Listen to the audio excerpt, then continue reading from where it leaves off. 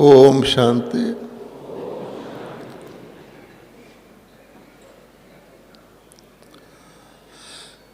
बाबा के इस diamond hall में विशेषता है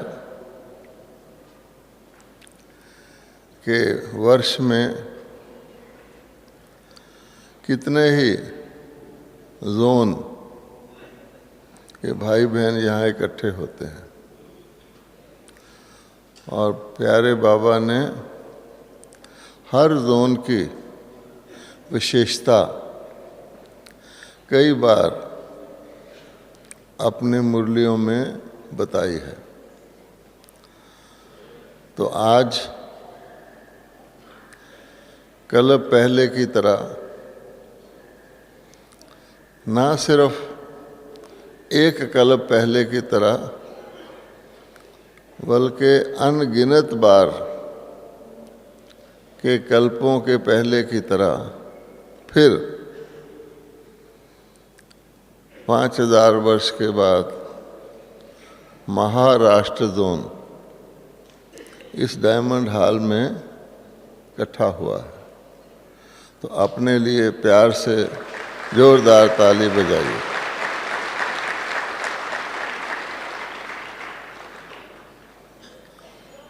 अब महाराष्ट्र जोन कितना बड़ा है ये तो हम सब जानते हैं, लेकिन प्रश्न उठता है कि भारत एक राष्ट्र है। भारत सारा विश्व होता था सतयुग में, सारे विश्व का नाम भारत था। अब धीरे धीरे कटते कटते छोटा होते होते होते आज भारत एक राष्ट्र है। अब राष्ट्र के अंदर महाराष्ट्र, इसका क्या अर्थ हुआ? तो ज़रूर इसका अर्थ कोई एरिया से नहीं है। इसका अर्थ है कि अवश्य ही उसके अंदर, महाराष्ट्र के अंदर महान आत्माएं रहती हैं, तभी इसका नाम महाराष्ट्र है। जैसे पहले कहते थे, स्लोगन होता था मेरा भारत महान, हर जगह लिखा होता था, स्कूटर के पीछे, ट्रक के पीछे, मेरा भारत महान। तो मेरा भारत महान धरती से था या महान आत्माओं के कारण से? क्योंकि सारे विश्व में आज भी भारत को आध्यात्मिक तौर पे महान देश गिनते हैं।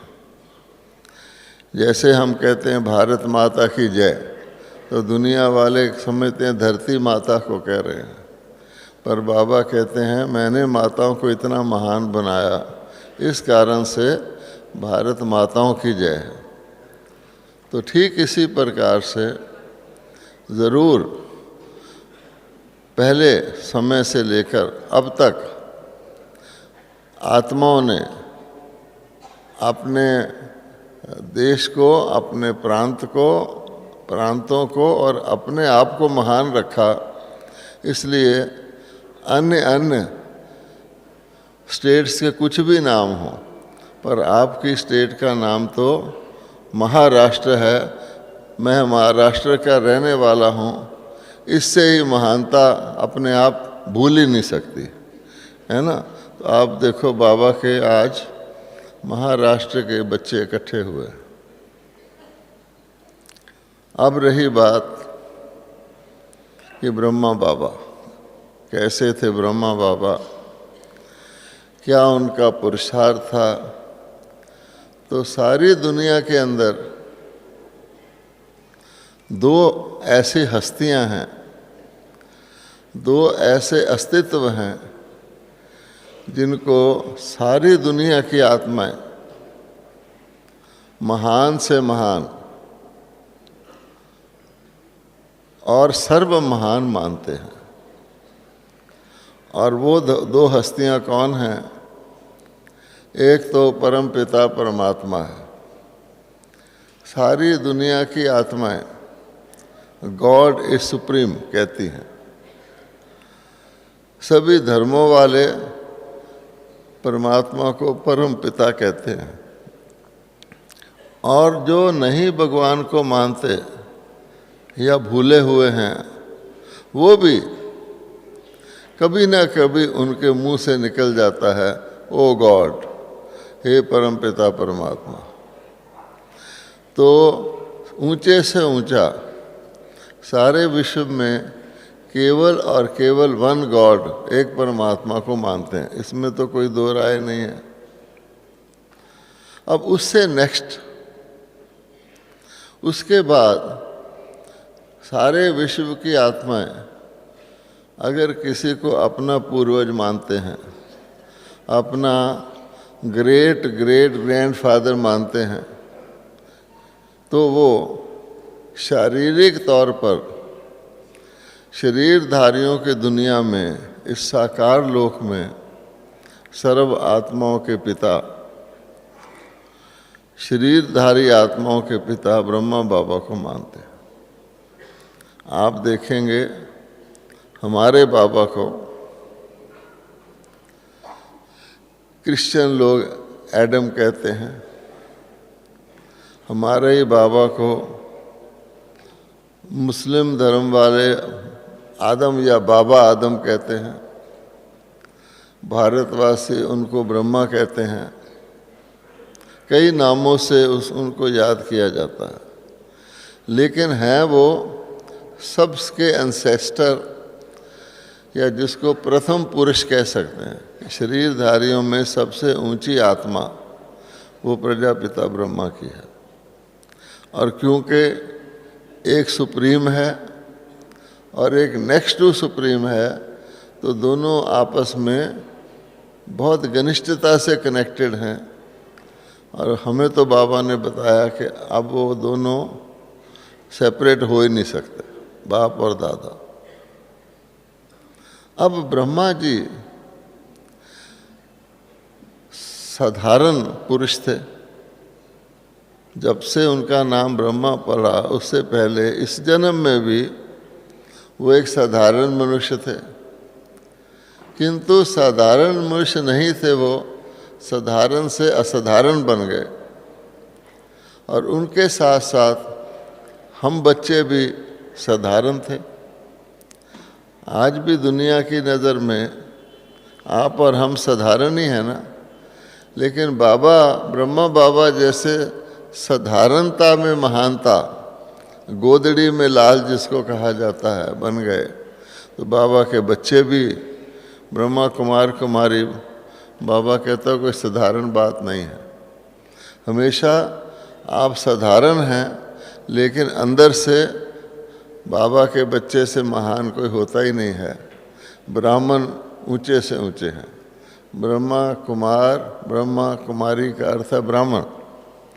और ब्राह्मण का तो यादगारी चोटी दिखाया जाता है, और चोटी से ऊंची चीज़ तो कुछ होती नहीं है। इसलिए बाबा कहते हैं कि आज हम बच्चे अपने उस आदि पिता, कल उनका स्मृति दिवस है, उनकी स्मृति में बैठ कर के अपने उस आदि पिता को याद कर रहे हैं कि कैसे थे हमारे बाबा। अब आप देखिए कि अनेक जन्मों के अंत के जन्म के भी अंत में ब्रह्मा बाबा बनते हैं। अब दुनिया वाले तो ना अनेक जन्मों को जानते हैं, ना ये जानते हैं कि अनेक जन्मों के अंत का क्या अर्थ होता है, और अनेक जन्मों के अंत के भी अंत का क्या अर्थ होता है। परंतु बाबा ने हम बच्चों को, छोटे छोटे बच्चों को सारे वर्ल्ड की और सारे ब्रह्मांड की हिस्ट्री और ज्योग्राफी चुटकी में सिखा दी। किसी भी ब्राह्मण से पूछोगे तो सारी हिस्ट्री ज्योग्राफी को वो ऐसे बताएंगे विद फैक्ट्स एंड फिगर्स कि वर्ष 1 से लेकर वर्ष 1250 तक क्या हुआ, वर्ष 1250 से लेकर 2500 तक क्या हुआ, पूरा बताएंगे। और आप जानते हैं हिस्ट्री का अर्थ होता है समय। समय के अनुसार इतिहास बताता है पहले क्या था, फिर क्या था, फिर क्या था, फिर क्या था। और ज्योग्राफी का अर्थ होता है स्थान, कि इस जगह क्या है, इस जगह क्या है, इस जगह क्या है। तो बाबा ने स्थान में तीनों लोक, साकार लोक, सूक्ष्म लोक, निराकार लोक, और समय में 3 काल, आदि काल, मध्य काल, अंत काल, बच्चों को चुटकी में सिखा दिया। तो सारे बाबा के बच्चे, अगर सारे विश्व में किसी को ज्ञान है, जिसको आत्मा का ज्ञान कहते हैं, परमात्मा का ज्ञान कहते हैं, रचेता का ज्ञान कहते हैं, रचना का, तो बच्चों को है। कोई भी बाबा का बच्चा, जैसे जादूगर के आगे एक गोला होता है, उस पर जादूगर छड़ी घुमाता है तो कोई भी सीन जादूगर को पता लग जाता है कि वो व्यक्ति जो भाग गया था कहाँ पर है। इसी प्रकार से बाबा के बच्चों को, हर एक को जादूगर का बच्चा, छोटा जादूगर, और हर बात का पता रहता है किस समय क्या हो रहा है। और सबसे ज़्यादा, वैसे तो बाबा कहते हैं रावण भी शक्तिवान है, भगवान तो सर्वशक्तिवान है, प्रकृति भी शक्तिवान है, और सभी अनादि हैं। लेकिन बाबा कहता है अगर देखा जाए तो सबसे शक्तिवान कौन है? शक्तिवानों में भी सबसे शक्तिवान है समय। किसी को समय का पता लग जाए, लोग ज्योतिषियों के पास जाते हैं अपना फ्यूचर जानने के लिए, तो बाबा कहता है कि बाबा के बच्चों के तो फीचर से ही दुनिया को उनका फ्यूचर दिख जाता है, जैसे आईना कोई देख ले।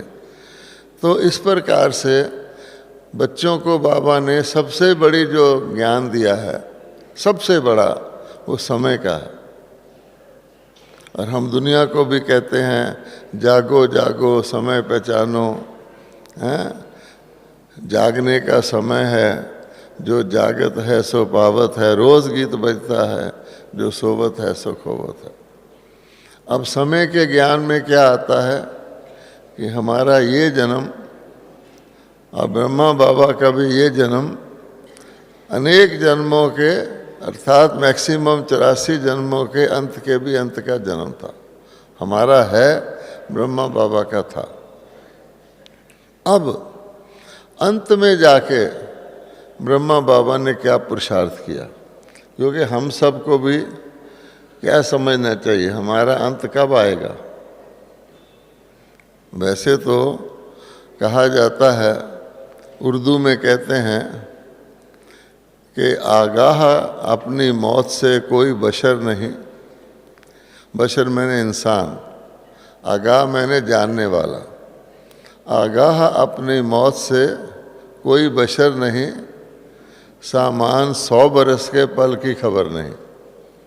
इसलिए बाबा ने हमेशा कहा हुआ है, और हमारी मातेश्वरी जी ने भी वही फार्मूला लगाया, बड़ी दीदी ने भी वही फार्मूला लगाया, अब ब्रह्मा बाबा ने तो लगाया ही पहले दिन से, क्या कि हर घड़ी को अपनी अंतिम घड़ी समझो। अब घर जाना है, जो कल करना सो आज करो, जो आज करना सो अब करो, अभी नहीं तो कभी नहीं।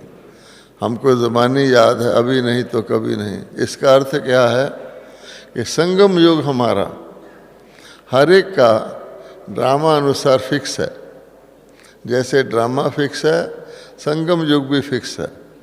अब कल तक हमारी रुक्मणी दादी, जो 5 बची हुई दादियों में से एक थी, और हम दिल्ली से कल शाम को आए थे और सोचा था कि सुबह जाके रुक्मणी दादी को हॉस्पिटल में मिलेंगे, लेकिन रात को ही 12:25 पर बाबा ने रुक्मिणी दादी को अपनी गोद में ले लिया।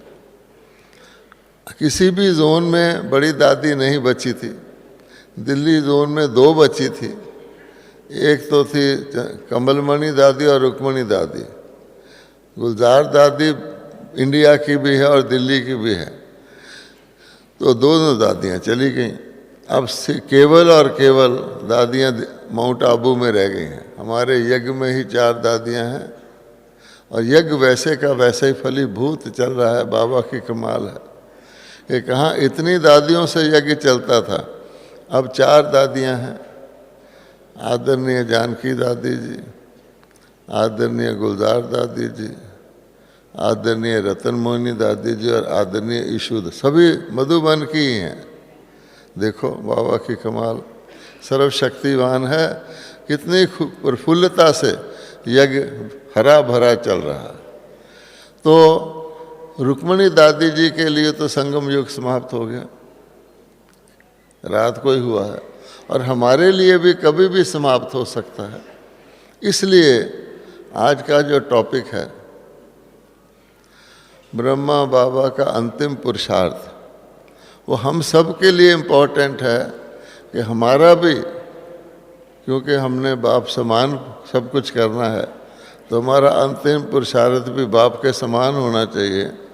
हमारा भी कभी भी संगम युग पूरा होके हम एडवांस पार्टी में जा सकते हैं। तो देखना ये है कि प्यारे ब्रह्मा बाबा ने अंत में क्या किया और प्यारे ब्रह्मा बाबा की अंतिम स्थिति क्या थी और उस स्थिति तक वो कैसे पहुँचे, जबकि हमको भी अपनी अपनी उस स्थिति तक पहुँचना है। अगर हमारा पुरुषार्थ ब्रह्मा बाबा के अंतिम पुरुषार्थ के समान होगा तभी हम बाप समान कहलाएंगे, नहीं तो बाप का पुरुषार्थ कुछ, बच्चे का पुरुषार्थ कुछ, फर्क पड़ जाएगा। जैसे शेर होता है, अब शेर को कहते हैं जंगल का राजा। शेर किसी से नहीं डरता और सभी शेर से डरते हैं, और शेर को सिंह भी कहते हैं। तो अगर किसी को सतयुग में महाराजा महारानी का पद लेना हो या चलो राजा रानी का भी पद लेना हो तो उसको कहाँ बैठना पड़ेगा? सिंह आसन पर, अर्थात शेर के ऊपर सवारी करनी पड़ेगी। उसको भी उसी प्रकार से निर्भय होना पड़ेगा, हिम्मतवान होना पड़ेगा। इंग्लिश में कहते भी हैं कि परमात्मा किसकी मदद करता है? God helps those who help themselves. God always is with the courageous.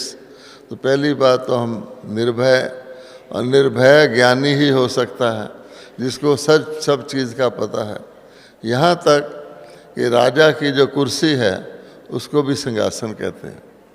Singh के ऊपर बैठने वाला ही, इतना सर्वशक्तिवान ही, कंप्लीट, जिसको कहते हैं सर्वशक्तियों से भरपूर ही महाराजा की सिंहासन पर बैठ सकता है। और उसकी निशानी क्या दिखाई है? दुर्गा देवी। कि देखो दुर्गा शेर के ऊपर बैठी हैं तो शेर से भी ज़्यादा पावरफुल हो गई। तो बाबा शक्ति का मिसाल देना हो तो दुर्गा जी कह दिया जाता है, और दुर्गा माता है। तो बाबा कहता है जो बाबा के बच्चे हैं वो सब शक्ति अवतार हैं, चाहे वो पुरुष के रूप में पांडव हैं, चाहे वो बहन के रूप में स्त्री हैं। तो पहली बात, सर्वशक्तिवान के बच्चे मास्टर सर्वशक्तिवान। अब ब्रह्मा बाबा ने, आपको पता है, खुद ही 18 जनवरी को ब्रह्मा बाबा ने शरीर को चोला बदल करके अव्यक्त हो गए। क्यों अव्यक्त हुए?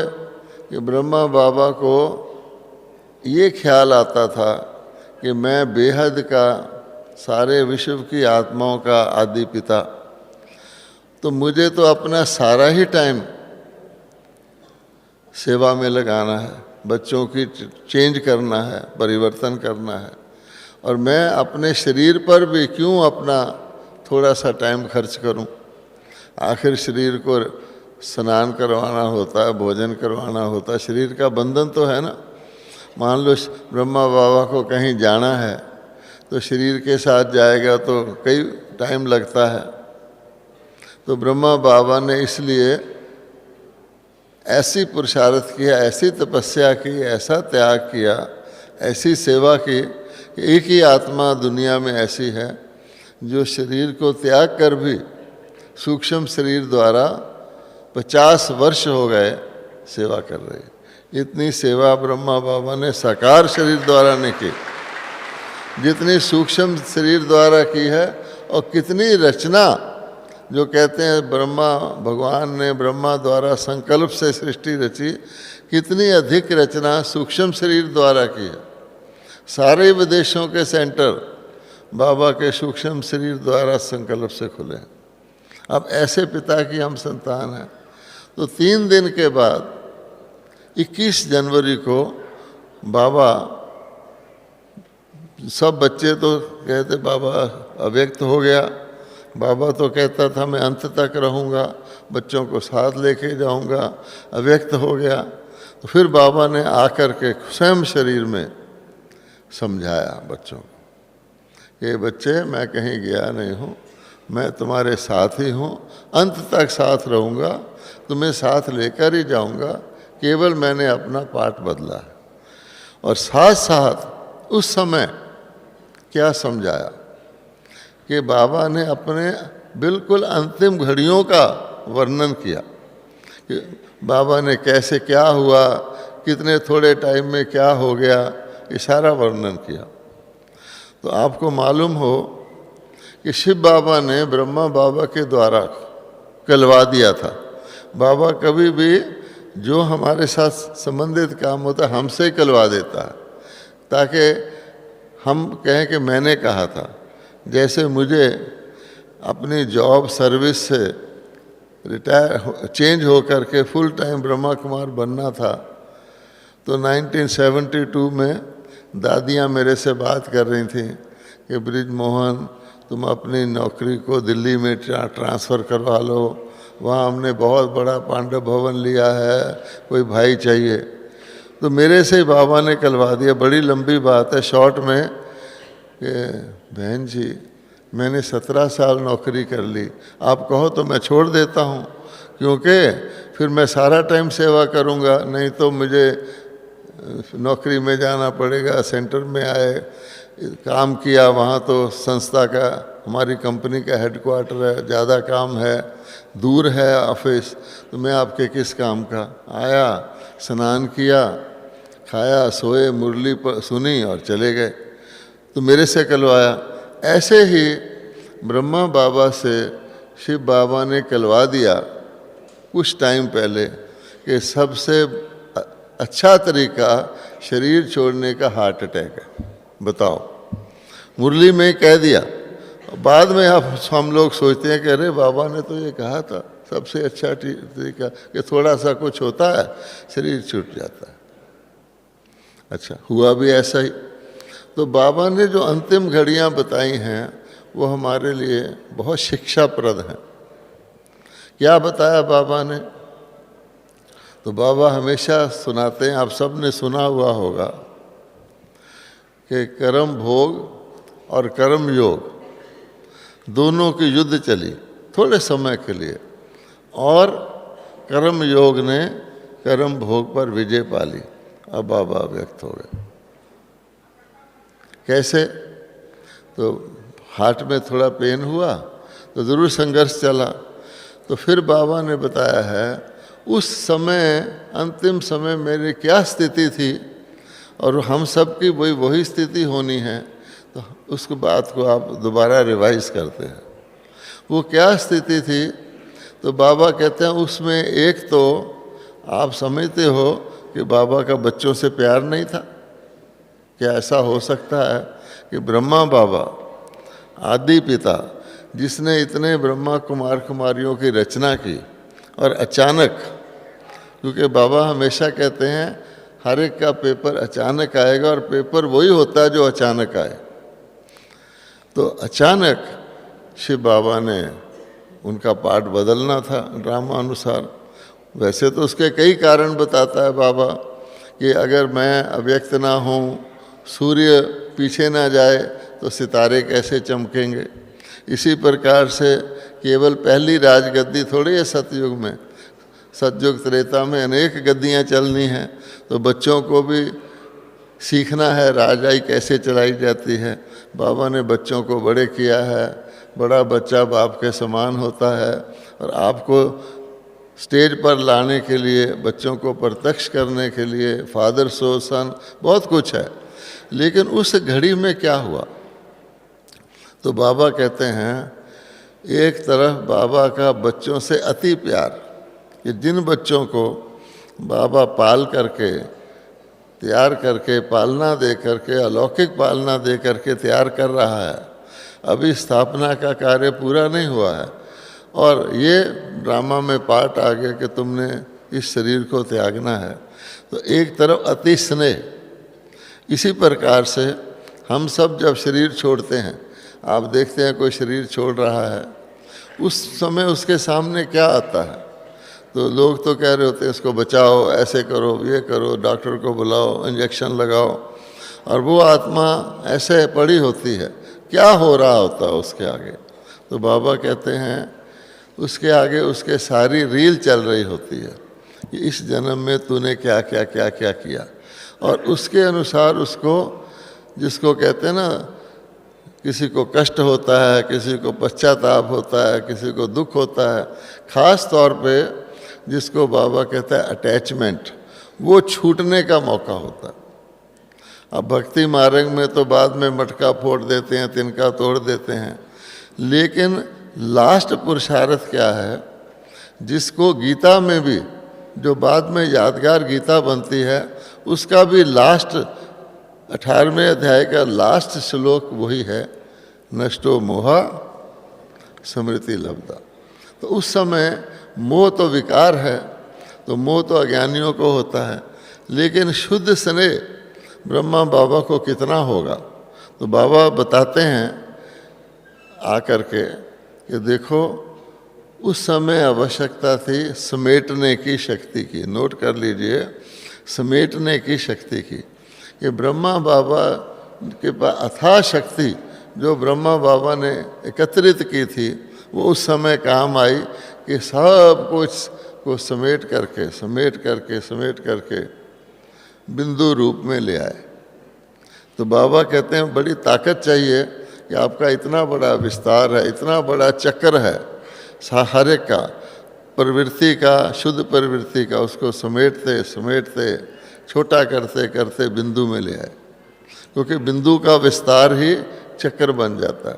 तो हर प्रकार के शुद्ध संकल्पों को भी बाबा ने सोचा क्या, अरे अभी तो यज्ञ शुरू हुआ है, अभी तो विदेशों में सेंटर ही नहीं खुले हैं, मेरे बच्चे दूर दूर हैं, सब मेरे से मिलना चाहते हैं, मैं अव्यक्त हो जाऊंगा तो बच्चों के मन में क्या गुजरेगा। नहीं, हर चीज़ को समेट करके समा लिया। तो समेटने की शक्ति अथा और समाने की शक्ति अथा, एक तो ये। दूसरा, जो कर्म भोग जोर से आ रहा है, लास्ट मोमेंट में क्या होता है, अति और अंत। अति के बाद ही इति होती है ना। तो उस वक्त सारा कुछ जो भी हिसाब किताब बचा हुआ है, ब्रह्मा बाबा को तो पास विद ऑनर ही होना है, तो जो हिसाब किताब जरा सा बचा हुआ है, हमारी दादियाँ भी अपना देखो हिसाब किताब चुकतू कर रही हैं, बाबा कहते हैं थोड़ा बचा हुआ भी यहाँ से लेके नहीं जाना है, पास विद ऑनर करना है। और बाबा ने ये भी कहा हुआ, 2-4 दिन पहले मुरली आई थी, कि बच्चों का पिछले कर्मों का हिसाब सूली की तरह है, अर्थात इतना दुख देने वाला जैसे किसी को फांसी लगे, लेकिन बाबा के स्नेह में और अशरीरी पने में उसको कांटा बना देते हैं, छोटा सा ऐसे कांटा चुभा छुट्टी। तो ब्रह्मा बाबा का जीवन और उसकी अंतिम घड़ी यही बताती है कि अंत में सामना करने की शक्ति, एक हुई समेटने की शक्ति, वो एक साइड की है, और समाने की शक्ति के सारे विस्तार को समाकर बिल्कुल न्यारा, एकदम साखी, कि किसी बात में कोई क्वेश्चन नहीं, कोई सोच, एक संकल्प भी नहीं है, जाना है तो जाना है, वो शक्ति चाहिए। और दूसरी तरफ कर्म भोग जोर से आ रहा है, उसको भी सामना करके उसको जीतना। तो ये दो कर्तव्य बाबा ने अंतिम घड़ी में किए। अच्छा, हमने सुना, हमने पढ़ा, बाबा ने हमें अव्यक्त कोर्स कराया, उसमें भी सुना, फिर बाबा ने हमें रिवाइज कोर्स कराया बहुत वर्षों तक, वो भी सुना, फिर बाबा ने हमें टाइम दिया रियलाइजेशन करने के लिए। जैसे स्कूल कॉलेज में होता है, पहले पढ़ाते हैं पूरा कोर्स, फिर प्रोफेसर या टीचर रिवाइज कराता है, फिर छुट्टियों दे देते हैं एग्ज़ामिनेशन से पहले, जिसको कहते हैं प्रेपरेटरी लीव, कि अब बच्चा तुमने जो पढ़ा है उसको अच्छी तरह से आत्मसार करो। तो रियलाइजेशन कोर्स अब हमारा चल रहा है, और हमारी परीक्षा एक दिन नहीं आनी, अंत में तो इकट्ठी आएगी, किसी की भी कभी कभी आ सकती है। अब उस समय में मैं कहूँ कि बाबा के अंतिम पुरुषार्थ में समेटने की इतनी शक्ति, फिर समाने की शक्ति, फिर सामना करने की शक्ति तो अंत में नहीं आती है। बाबा हमेशा मुरली में कहते हैं, कोई बच्चा ये समझे कि मैं अंत में कर लूँगा। बाबा कहते हैं ना कि बच्चों के अंदर कई प्रकार के बच्चे हैं, कोई कहते हैं करना ही है ना, बाबा हमारे साथ है, बाबा आप ही करवा देगा, हम कर भी रहे हैं, बस अंत में तो हम सब कुछ त्याग करके बस बाबा के बन जाएंगे। हर एक के मन में ऐसा संकल्प आता है। और फिर पूछते क्या हैं, फिर बड़े रॉयल ढंग से पूछते हैं। आज भी मैं ऊपर विदेशियों की क्लास कराने गया था, तो एक विदेशी रॉयल ढंग से पूछ रहा था कि हम कैसे जाने परिवर्तन पूरा कब होगा, क्या हम दुनिया की हालत देख के जाने या हम ब्राह्मण परिवार की देख कर के जाने, कैसे पूरा। तो मैंने कहा आप ये जानना ही क्यों चाहते हैं, क्योंकि अंतिम पुरुषार्थ या अंतिम स्थिति का आधार कोई एक दिन या 2 दिन नहीं है। अंतिम स्थिति का आधार हमारी सारी पढ़ाई पर है। ये हमको खास नोट करना है कि ब्रह्मा बाबा जी का अंतिम पुरुषार्थ और मेरा भी अंतिम पुरुषार्थ वैसा ही हो जाए, बाप के समान, कम से कम नियर अबाउट तो हो जाए, तभी हम बाबा के बच्चे हैं। इसलिए बाबा कहते हैं कि वो स्थिति जब आएगी जब हमने सारा पीरियड अपने ब्राह्मण जीवन की जन्म पत्री में सारी हमारी रेखाएं शुरू से अंत तक क्या रही। तो इसके लिए फिर बाबा कहता है देखो, सब जानते हैं, अगर ब्राह्मण से पूछा जाए भाई कैसा चल रहे हो, ठीक चल रहे हो, बाबा पूछे, या ब्राह्मण भी दूसरों से यही पूछते हैं कि ठीक चल रहा है, क्योंकि ड्रामा का ज्ञान है, कोई ब्राह्मण नहीं कह सकता ठीक नहीं चल रहा, ठीक चल रहा है। फिर क्या कहते हैं, लेकिन जैसा मैं चाहता हूँ ना वैसा नहीं चल रहा। अब इसमें मार्जिन है, जैसा मैं चाहता हूँ, मैं ही चाहता हूँ, मेरा ही चल नहीं रहा, तो क्या मतलब हुआ, मैं मजबूर हूँ या मजबूत हूँ। हाँ, मैंने तैयारी की हुई है पूरी तरह से, या कि मैं डिपेंड कर रहा हूँ, तो ये अक्षर ही बताते हैं फ़र्क है।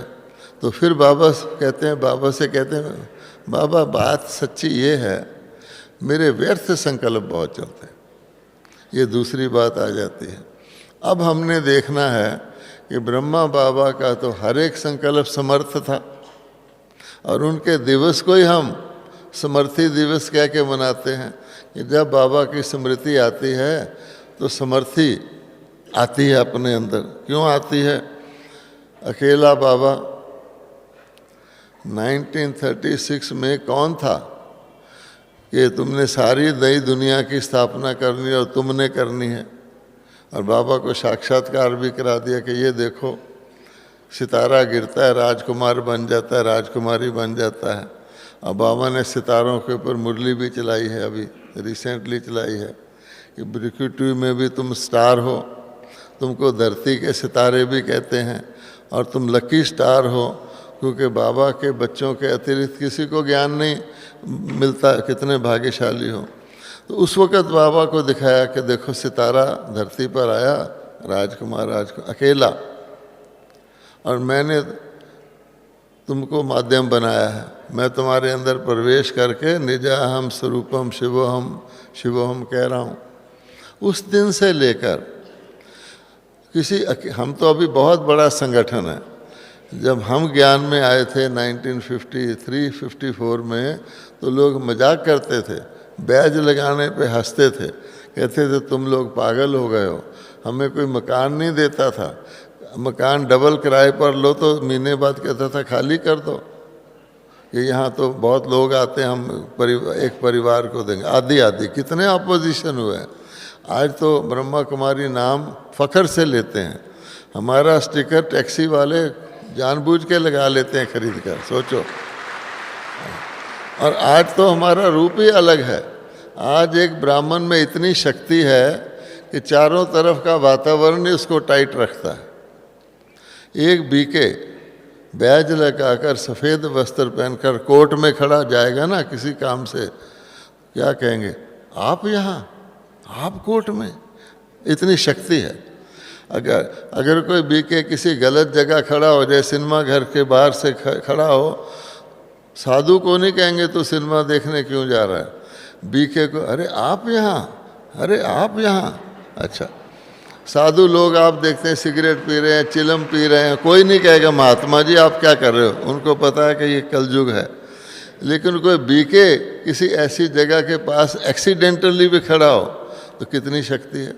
और अब तो सारी दुनिया के लोग, कौन ऐसा है जो वर्णन नहीं करता, चाहे वो राजनीतिक नेता हो, कोई महात्मा हो। अभी कुंभ लगा हुआ है, महात्मा लोग खुद आके बहनों को कह रहे हैं आपको प्रणाम, आपकी पवित्रता को प्रणाम, आपकी दिव्यता को प्रणाम, हम तो ये नहीं कर सके, आप लोग कर रहे हो, कहते हैं ना। लेकिन वो अकेला तो ज़रूर ऐसी समर्थी थ्रू आउट धारण रखी, जिसके बाबा के बच्चे साथ जुड़ते गए, तो ब्रह्मा की कहते हैं हज़ारों भुजाएं थी, अब तो हम हैं। तो अब हर एक भुजा को देखना यह है, हर एक भुजा को बाबा कहते हैं मेरी भुजाएं हैं, उसमें भी लेफ्ट हैंड राइट हैंड है, क्योंकि बाबा कहते हैं नंबर तो माला में ही भी हैं। 8 की माला भी बिल्कुल जो टॉप क्लास है, जुड़ी हुई है धागे से, एक मन के दूसरे में फ़र्क नहीं पता लगता, फिर भी नंबर तो हैं 1 और 8 में, 108 में भी नंबर हैं। तो बाबा कहते हैं ये जो नंबर हैं मेरी भुजाओं में, तो मोटे रूप से क्या तुम मेरे राइट हैंड हो?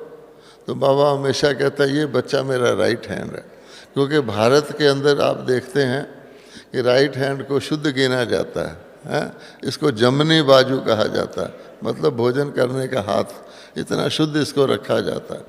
तो इसका यादगार है, ये तो ऐसे कहते हैं, लेकिन राइट हैंड शक्तिशाली भी होता है। तो उसके लिए हमको भी कि व्यर्थ संकल्प का नाम निशान ना हो, खास तौर पे अंतिम समय पर। अब वो कैसे होगा? ब्रह्मा बाबा में तो था ही नहीं, क्योंकि ब्रह्मा बाबा को दिन रात 24 घंटे, रात को भी बाबा जाग के जाओ तो बाबा जगा हुआ है। बाबा कहता है बच्चे बाबा को तो ख्यालात चल रहे हैं, इतनी सारी दुनिया है, इतने दुखी लोग हैं, बच्चे दुखी हैं, माताएं दुखी हैं, लोग जुल्म कर रहे हैं, अन्याय कर रहे हैं, इज्जत लूट रहे हैं, बॉम्ब बना रहे हैं, बहुत बुरा हाल है, कोई पूछने वाला नहीं, कुछ भी हो जाए दुखी लोग चले जाते, कौन पूछता उनको, किसके पास जाएं, अर्थक्वेक आ जाता है। तो इनको बाबा ने इस दुनिया को ठीक करना है, तत्वों को ठीक करना है। फिर बच्चे दूसरी कैटेगरी भगत लोग हैं, मेरे को ढूंढ रहे हैं, कोई सर्वव्यापी कह रहा है, कोई कह रहा है मैं भगवान हूँ, कोई कुछ, इनको भी आँख पे पट्टी बंधी हुई है, जो टोल रहे हैं, कोई यहाँ ताली बजाता है तो उधर को चल पड़ते हैं, कोई प्राप्ति का लालच दे रहा है, कोई रिद्धि सिद्धि करवा रहा है, तेरे पैसे डबल कर दूंगा, तेरा रोग ठीक कर दूंगा, मुझे क्या दोगे? तो बाबा कहते हैं सब जानते हो, तो इन सब को अगर अकेला ब्रह्मा बाबा योग की शक्ति से और अपने दृढ़ संकल्प की शक्ति से, इस हॉल को ही आप देखें सजा हुआ है, अगर सारे भारत के बीके यहाँ इकट्ठे हो जाएं तो क्या होगा, टर्न लगाता। वर्ल्ड को देखो कि सारे विश्व में बाबा ने दीप जगा दिए हैं। जैसे एक्सरे देखी जाती है, अगर आप सारी दुनिया में अंधकार कर दो और देखो कि सितारे कहाँ चमक रहे हैं, तो आपको दिखेगा कि बाबा के बच्चों की रिमझिम कैसे लगी हुई है। तो अब बाबा कहता है कि वो स्थिति आपको कैसे धारण करो। तो बाबा कहता है मुझे फॉलो करो। व्यर्थ संकल्पों को रोकने का बेस्ट तरीका क्या है? आपको पता है, स्कूल में पढ़ाते थे, an idle man's brain is devil's workshop, खाली मन शैतान का डेरा, पढ़ाते थे स्कूल में। अच्छा, आप देख लो व्यर्थ संकल्प आपको कब आते हैं? जब मन खाली होगा। अच्छा, व्यर्थ संकल्पों की जड़ है निश्चय की परसेंटेज। बाबा हमेशा कहता है निश्चय है तो निश्चिंत है तो निश्चित है। ठीक है, अब निश्चय, हम सबको निश्चय है, अगर हमको निश्चय ना हो हम यहाँ कैसे हों, लेकिन निश्चय की परसेंटेज, निश्चय का टेस्ट होता है। तो जब हमारी कोई परीक्षा की घड़ी आती है, मान लो शरीर को रोग आ गया, डॉक्टर ने कह दिया भाई तुम्हें तो कैंसर है। अच्छा, उस स्थिति में सुनते ही क्या हाल होता है, अरे कैंसर, तो बुद्धि के व्यर्थ संकल्प चलने शुरू हो जाते हैं। तो बाबा कहता है एक है प्रकृति के द्वारा आई हुई कर्मों के हिसाब से परिस्थिति, और एक है उस परिस्थिति में व्यर्थ संकल्प चलाना। इसलिए बाबा कहते हैं कि प्रकृति जीत। इसका मतलब क्या होता है? प्रकृति द्वारा आई हुई कोई भी आपदा हो, वो उसको डिटैच होकर के शक्ति से उसके ऊपर राज करके काम करना। तो जब ब्रह्मा कहते हैं कि अंत में योग बल ने कर्म भोग पर विजय पाई, कर्म योग ने कर्म भोग, तो उसका ये अर्थ है। तो वो स्टेज एक दिन में नहीं बन गई। Rome was not built in a day. वो स्टेज बाबा के वर्षों की त्याग, तपस्या और सेवा से बनी। और हम सब भी त्याग, तपस्या, सेवा वाले हैं। तो बाबा कहते हैं एक तो बिजी रहो। बिजी किस में रहो? हम ब्राह्मणों से ज़्यादा वीआईपी कोई है नहीं। हमको इतने काम हैं, इतने काम हैं, इतने काम हैं कि किसी को दुनिया में हो नहीं सकते। एक तो सो पुरुषार्थ करो, पिछले व कर्म विनाश करो। बाबा कहते हैं जितने ज़्यादा से ज़्यादा आत्माओं की सेवा करो, सामने वाले के भी करो, मनसा से भी करो, तत्वों को शुद्ध करो। हमारे पास टाइम है क्या? तब बाबा कहता है कि त्याग, तपस्या, सेवा की डेफिनेशन क्या है? अच्छा, त्याग तो हम सब ने किया है, चाहे हम प्रवृत्ति में रहते हैं, चाहे हम सेंटरों में रहते हैं, दुनिया का तो त्याग किया है। लेकिन बाबा कहता है एक त्याग नहीं किया है जो बाकी सब त्याग को जीरो कर देता। वो त्याग अगर हम करेंगे जो ब्रह्मा बाबा ने किया था, तो हमारे बाकी त्याग का भी मूल्य होगा। जैसे कहते हैं ना कि बहुत मेहनत करे, बहुत मेहनत करे, लेकिन बस मंजिल से थोड़ा नीचे रह जाए, तो उस मेहनत का कोई वैल्यू तो नहीं होगा ना। मान लो आपने लॉटरी डाली, कहते हैं कि बाबा कहते हैं तुमको तो सबसे बड़ी लॉटरी मैंने दी है। हमसे बड़ी लॉटरी तो ऐसी दुनिया में कोई लॉटरी नहीं निकली कि आप जरा सा डालो और आपको 21 जन्म के लिए इतनी प्राप्ति हो जाए, तन मन धन आयु संपत्ति सब मिल जाए। अब लॉटरी में अगर 10 नंबर की लॉटरी है और आपके 9 नंबर लॉटरी के मिल जाएं और 1 नंबर ना मिले, तो क्या होगा? आपको कितना ख्याल आएगा? और अगर 3 प्राइज के बाद नंबर मिले तो कोई फ़ायदा नहीं, आपके 7 नंबर मिल गए, कोई फ़ायदा नहीं। इसी प्रकार से हमारा जो त्याग है उसमें एक कमी है, और बाबा ने सब बच्चों को बताया हुआ है, वो कमी है मैंपन। मैं, अरे हम कौन? करण करावनहार वो, मम्मा का स्लोगन था हुक्म ही हुक्म कराए रहा, बाबा करवा रहे हैं हम कर रहे हैं। गीत भी बजे हुए हैं, कराने वाला करा रहा है, हम किए जा रहे हैं। लेकिन प्रैक्टिकली जब तो अच्छा हो जाता है तो मैंने किया है, सेवा अच्छी हो गई, कहीं सहयोग दे दिए, देखो मैं इतना सहयोग दे रहा हूँ, देखो मैंने इसको ज्ञान सुनाया, स्टूडेंट कितना अच्छा आ गया। ये जो मैं है ये हमारे उसको जैसे लूडो होता है ना, सीढ़ी चढ़ो आगे सांप बैठा है फिर नीचे, वो हमें जीरो कर देता। इसलिए ब्रह्मा बाबा के त्याग और हमारे त्याग में इतना ही फर्क है कि हम मैं को उड़ा दें। अब रह गई बात तपस्या की। तपस्या क्या है? हम लोग उस प्रकार के हठ योगी तो है नहीं, है? वो सिर के बल खड़े होते हैं। बाबा कहता है keep your head in balance, not balance your body on your head. Gita में तो कहीं नहीं लिखा हुआ। अच्छा, हम लोटस पोज पद्म आसन लगाते हैं, तो बाबा कहता है गीता में तो कहीं नहीं लिखा हुआ पद्म आसन लगाओ। कमल फूल समान जीवन जरूर कहा है, उनकी बात तो छोड़ दो हठ योगियों की। लेकिन तपस्या क्या है? हमारी तपस्या एक ही है कि निरंतर शिव बाबा को याद करना। है बड़ी आसान, है बड़ी मुश्किल, सूक्ष्म है।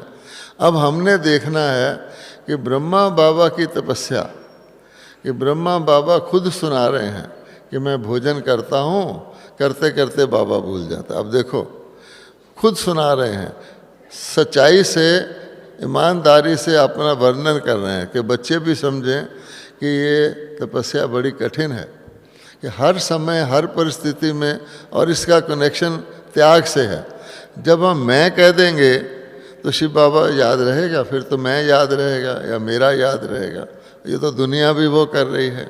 इसलिए तपस्या हर समय शिव बाबा याद रहे। आपके पास संकल्प, वेस्ट संकल्प के लिए टाइम है नहीं, ज़रूर विस्मृति है।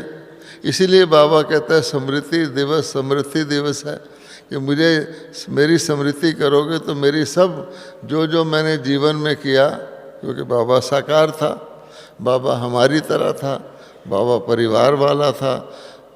बाबा कहते हैं आपके आगे कोई परिस्थिति आती नहीं जो मेरे से क्रॉस ना की हो। हर बच्चा प्रोटेक्टेड है। बाबा कहते हैं आपको कोई भी कुछ आएगा तो मेरे से क्रॉस करके आएगा, लेकिन तुम्हारा कनेक्शन मेरे से हुआ होना चाहिए। अगर कनेक्शन ही टूटा हुआ तो आपका गला पकड़ लेगा। तो क्या हुआ? तपस्या मैंने हर वक्त याद, त्याग मैंने मैं का त्याग। अब आ गई सेवा। तो बाबा कहते हैं सबसे बड़ी सेवा क्या है? सबसे बड़ी सेवा अपनी सेवा है। आप अपने ऊपर अटेंशन रखिए, बाकी आप ही हो जाएगा। तो हम क्या करते हैं? दूसरों की सेवा करने में भाग के करते हैं, क्योंकि सेवा का सब्जेक्ट तुरंत फल देने वाला है। सेवा करोगे मेवा खाओगे। यहाँ कोई किचन में सब्जी कटवा दे, मान लो, कितनी खुशी होती है सब्जी कटवाने। अरे हम भगवान के घर, भगवान के बच्चों के लिए बेहद के यज्ञ में सब्जी बाबा की, चाकू बाबा का, सिर्फ मैं काट रहा हूँ, तो कितना फ़ायदा है आप सोचो, हैं? तो इसलिए बाबा कहता है करवा मैं ही रहा हूँ, लेकिन उस भावना से काटे। जैसे भक्ति में हम मंदिरों में झाड़ू लगाते थे, अरे मंदिरों की टाइलें दबाते थे कि भगवान को टांगे दबा रहा हूँ, मंदिर की टाइल को दबाते थे, इतनी भावना थी। तो ज्ञान में आकर ज्ञान से कभी कभी भावना घट जाती है। तो बाबा कहता वो भावना साथ रखेंगे, अपनी सेवा कर लें तो सेवा है। इसलिए कहने का अर्थ ये है कि ब्रह्मा बाबा जी की जीवन में अगर निराकार के तो हम फॉलो नहीं कर सकते, भगवान तो भगवान है। बाबा कभी नहीं कहता तुम शिव बाबा को फॉलो करो, लेकिन ब्रह्मा बाबा को तो कर सकते हैं। गीता में ही लिखा हुआ है, इसमें कोई हैरानी की बात नहीं है। गीता में ही लिखा हुआ है कि हे मेरे कृष्ण जी, मेरे सखा, मैं तो तुमको सखा समझता था, पर तुम तो भगवान हो। साधारण तन में आए हुए मुझ परमात्मा को मनुष्य पहचानते नहीं हैं। मेरा जन्म दिव्य अलौकिक है, वो लिखा हुआ है, पर हमारे साथ तो रोज़ घटता है। इसलिए बाबा कहते हैं कि केवल उनको फॉलो कर लें। बाबा ने इस परिस्थिति में क्या किया। मैं दादी जी प्रकाश मणि जी से पूछता था कि दादी जी आप जो डिसीजन लेती हैं, फैसला करती हैं, कैसे करती हैं? कोई लेके आता अपनी समस्या परिस्थिति, तो दादी कहती थी मैं कुछ नहीं करती। मैंने कहा आखिर आप फैसला देती हैं। और यहाँ तो वंडर था कि कोई व्यक्ति दादी के पास जाके फैसला ले, फिर दोबारा जाके दीदी के, तो दोनों का फैसला एक होता था, कभी चेंज नहीं हुआ। कई होते हैं ना कि दादी ने नहीं किया तो दीदी से करवा लो ना। क्यों? वो कहती थी हम क्या करते हैं, कोई परिस्थिति आती है तो बाबा ने इसमें क्या किया था, बस बाबा ने इसमें क्या की थी देखते हैं और काम ठीक हो जाता है। और बाबा के अंदर देखो दृढ़ता, और बाबा के अंदर निर्भयता कितनी थी। आ गए एक बारी बाबा ने मुरली में बोल दिया कि ये जो नॉर्थ ईस्ट के लोग होते हैं ना, उनकी शक्ल चीनियों जैसी होती है। तो लड़ाई हो रही थी भारत और चाइना की, तो बाबा ने कहा ऐसे थोड़ा सा उनका टुकड़ा दे दो, क्यों अपनी फौज को मरवाते हैं भारतवासी, ये तो कलयुग है। किसी ने बाबा की मुरली पढ़ ली गवर्नमेंट में, और गवर्नमेंट ने ऑफिसर भेज दिए यहाँ पर कि ये कौन है जो कह रहा है कि भारत का हिस्सा उसको दे दो, ये तो बड़ा ख़राब चीज़ गिनी जाती है गवर्नमेंट में। आ गए तो वहाँ घंटी लगी हुई है पांडव भवन में, घंटी बजाओ, पूछते हैं किस लिए आए हो, कौन? उन्होंने कहा जी हम गवर्नमेंट के ऑफिसर आए हैं और इंक्वायरी करने आए हैं। किसने ये कहा? तो एक भाई भागा बाबा के पास, बाबा गवर्नमेंट के अफसर आए हैं। भाई तो भाग रहा है। अच्छा, बाबा ने कहा बुलाओ बच्चों को। अब बाबा में बिल्कुल कुछ नहीं है, ऑलमाइटी है, ये कौन है? तो बाबा कहते अथॉरिटी भी बाबा साथ रखता था, सादगी अति और अथॉरिटी भी अधि। बाबा का टॉयलेट टाट पट्टी का बना हुआ होता था, जिसको हम बोरी कहते हैं, और लेकिन बाबा की अथॉरिटी। आ गए तो बाबा तो बच्चे ही कहता था हर एक को, हाँ बोलो बच्चे। पहले तो हैरान, वाइब्रेशन इतना पावरफुल, कमरा रोशनी से भरा हुआ है, एक चमकदार शरीर वाला एक बुजुर्ग बैठा है, जैसे तांबा चमकता है। तो बाबा पहले तो बोलना ही भूल गए, साधारण मनुष्य, और कहाँ बाबा। फिर धीरे धीरे बोले कि बाबा जी आपने थोड़ा सा ये बोला है ना, तो ऐसा। तो वो बोले मैंने कहाँ बोला है, बोलने वाला बोल गया। अब बाबा कह रहा है कि मैंने थोड़ी बोला, तो शिव बाबा बोल गया। तो बाबा ने ये तो नहीं, कुछ नहीं, सीधा कहा। अब वो बेचारे और घबरा गए। फिर बोले अच्छा बाबा जी जो बोल गया है ना, उसको आप थोड़ा सा रिक्वेस्ट कर देना। बताओ तो शक्ति है बाबा के होते। कभी हमारे पास इनकम टैक्स वाले नहीं आए तो बाबा के पास आए, बच्चे बाप को ही टैक्स लगाते हो? वो चले जाते थे हाथ जोड़ के। ये तो बाबा के जाने के बाद हम बच्चों के हाथ में आया काम, तो इस तरह के लोग आते हैं। अभी भी बाबा कहता है ब्राह्मणों को लोग ऑफर करेंगे, अभी तो करते हैं ना। पहले तो कन्या कोई ले ले तो कितना शोर मचाते थे, अब कन्या के साथ उसका दहेज ऑफर करते हैं, हमारी कन्या को ब्रह्मा कुमारी बना लो। मकान ऑफर करते हैं, पहले थोड़ी ऐसे था। तो बाबा कहता है कि ब्राह्मणों की इतनी शक्ति है कि आपको, जैसे राजा, जो पहले वक़्त के राजा थे टैक्स थोड़ी लगाते थे, उनको लोग गिफ्ट ही देते जाते थे। तो बाबा कहता है खुशी से ऑफर करेंगे। अब दादी जी का कमरा जाके देखो, जो जोन वाले आएंगे टोली ले आएंगे, बांटना मुश्किल हो जाता। इसलिए बाबा कहते हैं कि ये तुम्हारी रॉयल्टी है। तो अगर अथॉरिटी में रहेंगे बाबा की तरह, तो आपको हर विघ्न आपका मेल्ट हो जाएगा। अथॉरिटी छोड़ेंगे, समस्या देखेंगे तो समस्या खड़ी हो जाएगी, जैसे सांप खड़ा हो जाता, नहीं तो वो चली जाएगी। तो इस प्रकार के हमारे बाबा, हमको कितना फ़ख्र है कि सारी दुनिया की आत्माएं, सारी दुनिया में कितनी आत्माएं इस वक्त, अंदाजे से कहते हैं जी 700 करोड़ है, ठीक है। और सारी दुनिया में ब्राह्मण कितने हैं इस वक्त? तो बाबा कहता है देख लो, जितनी सतयुग की आदमी संख्या आनी है देवताओं की उतनी तैयार है, और चेंज हुआ, ब्राह्मण देवता बन जाएंगे, बाकी परम धाम चले जाएंगे। तो इतने करोड़ों में से इतने थोड़े जो बाबा के अधिकारी बचे, तो कितना नशा रहना चाहिए। अरे हम इस दुनिया का तो हम लेते ही नहीं, इस दुनिया का तो ताज मिल जाए आपको तो प्रॉब्लम है, लेकिन उस दुनिया में बाबा ने कहा ना इंश्योर तुम वहाँ कराते हो, तो बड़े होशियार बच्चे हैं। इसलिए बाबा कहते हैं मैंने ही तुमको होशियार बनाया है, अपने भाग्य पर सदा नाज करके नशे में रहो, मस्ती में रहो, बाकी मेरा काम है। कोई बोझ भी आए तो मुझे दे दो, और क्या चाहिए।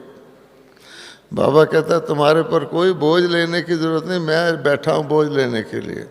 लेकिन हम उस किसान की तरह हैं जो किसान रोज़ पैदल सिर पे गठड़ा रख के जाया करता था, और रेलवे लाइन आ गई तो किसी ने कहा पैदल क्यों जाता है, रेलवे में जा।